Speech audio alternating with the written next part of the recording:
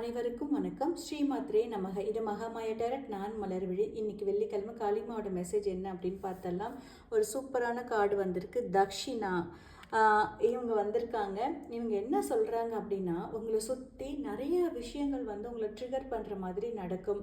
உங்களோட பொறுமையை சோதிக்கிற மாதிரி நடக்கும்.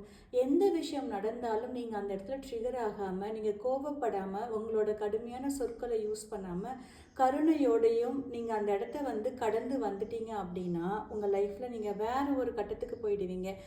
நம்ம வாழ்க்கையில் மனதை சமநிலையாக வச்சுருக்கிறதுங்கிறது ஒரு மிகப்பெரிய வரம். அந்த வரம் கிடைக்கணும் அப்படின்னா இந்த மாதிரி கசப்பான மருந்துகளை நம்ம உட்கொண்டால் மட்டும்தான் இந்த விஷயம் நமக்கு கிடைக்கும். அடுத்தவங்களோட வார்த்தைகள் உங்களோட சந்தோஷத்தையோ கோபத்தையோ தீர்மானிக்க கூடாது அப்படிங்கிறத இவங்க சொல்கிறாங்க.